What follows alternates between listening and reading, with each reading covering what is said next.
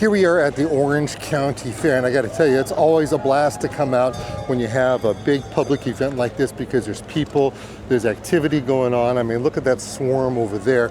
But one of the things they have going over here happens to be this farm, and I really kind of dig on it because there's just so many things that you could see as far as the plants are concerned. And one of the things that just caught my eye over here, which I thought was pretty cool, happens to be the sunflowers.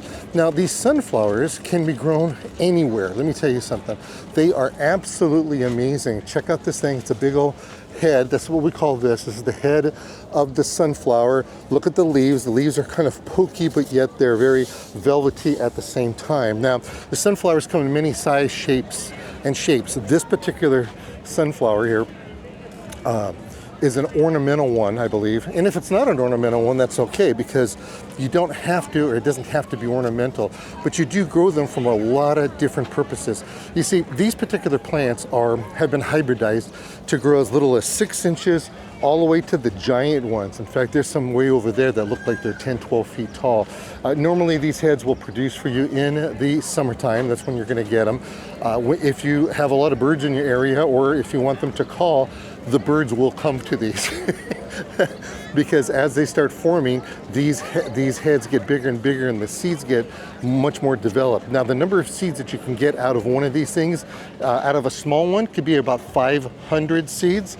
Otherwise, you might be getting upwards of 1,000 to 2,000. There's even some varieties, like the giant varieties, you may end up getting up to 5,000 numbers of seeds with these things. Now, of course, if you want to protect these, you have to get something like not a shade cloth, but just put a cloth around, something that's breathable. Oh man, I can't remember the name of it right now. It's really kind of cheesecloth. You take some cheesecloth and you put cheesecloth over these, and when you put the cheesecloth over this, you're going to tie it at the end over here, and you just put it on loose, by the way, and you let it grow and grow. And as the thing gets bigger and it starts developing, it will grow with it, and you don't have to keep untying and untying. And it works as a great bird netting to keep the birds out of this whole thing. These sunflowers, by the way, these can be grown worldwide. I've seen them grown in Australia, I've seen them in Holland, they grow in Russia, and of course here in America. And who doesn't like the idea of having seeds, taking them and chewing them and like that? There's actually a technique, 2 techniques. One, you take and you just chew them like this yourself, and then you spit them out. Or what you could do is that you could take and you could throw a whole bunch in your mouth, and then you chew one and then you spit it out. Just don't go chomping on them. Now, processing these things is really, really simple as far as eating is concerned. Once you do harvest the seeds off of this, the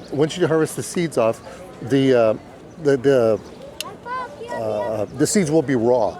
And you can actually eat raw sunflower seeds. They're not going to harm you. In fact, if you take them off and you harvest them and you put them in an area where they can dry, you can just eat them like that. They'll just dry them out, or just eat them right off the thing. It really doesn't matter. But what a lot of people do is they'll take and they'll roast them. You put them on a cookie sheet, nice and flat like this. You spread them out, and then put them in a to roast them, and put them in an oven, real low. Put them like for 125 degrees, and then check them every so often, maybe a half hour, 45 minutes, and that kind of slurps out all of the juices out of it, retains the oils that are inside of it, and then you can take and wait till they dry, because you want to put hot seeds in your mouth, and then you can eat them. Now, if you want to salt them, you need to make a brine first, and the brine consists of taking yourself some water, some salt, brine it together, wait till it dissipates all, and then you could spray the seeds, or you could soak the seeds inside of this brine, and then pick it up, put it on your cookie sheet, and then go through that whole process. So sunflowers, they are an amazing plant to have.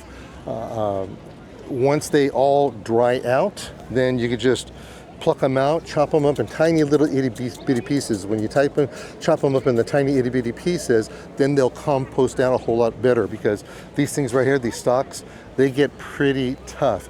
Now, these, of course, aren't without their insects. And so make sure you stay on top of that.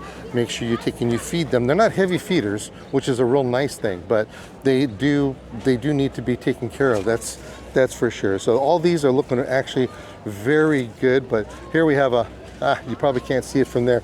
We do have a ladybug right here.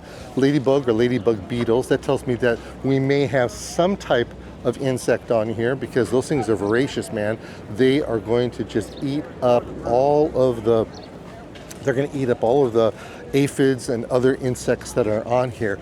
Once these aphids do their number here, let's see if I can capture him. Could be a her. It's fast. All right, there we go. Ah, look at that. Yeah, that's beautiful. Can you see that? That's so cool. Love ladybugs. You know, they call them ladybugs, or they call them ladybird beetles. It doesn't really matter. All right, let's put this little one back over here.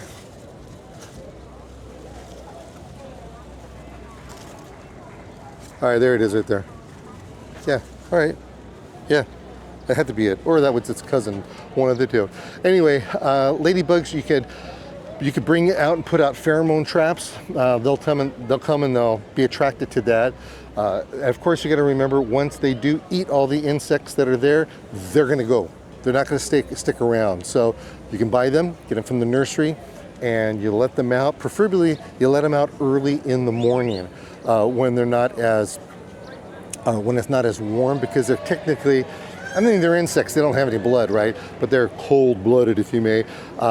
Early in the morning, because one of the things they like to do is that once they're let out, and especially if it's warm, they're going to shoot up about a mile up in the air. They open their wings and then they kind of like float down, and then they'll land wherever. So you'd be better off putting them on the largest mountaintop someplace, pointing them towards your house, crossing your fingers after you release them, and hopefully they will come and they'll eat and they'll land in your yard.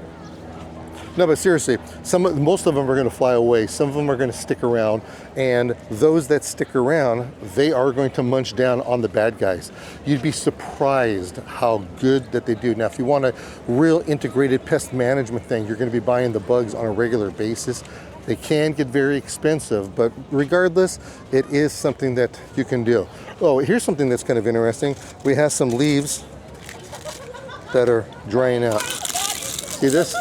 These right here, it's very natural for the older leaves on the bottom to be drying out. So don't worry about that. Oh, I started to mention how they are grown everywhere.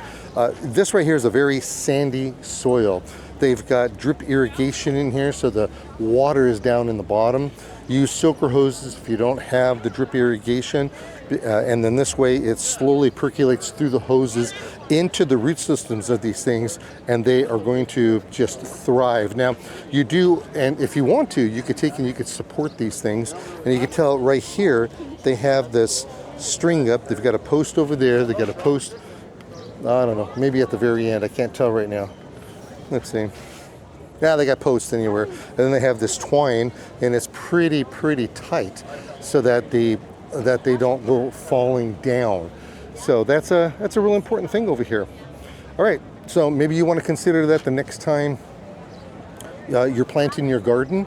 You can plant these in the spring. You can plant them in early summer. You can even plant them midsummer. Remember, there's different varieties. Some varieties, they don't give you any seeds whatsoever, while there's other varieties where they can and will give you the seeds. It all depends on what you want to do. Oh, the other thing is this, that these things, they're going to follow the sun.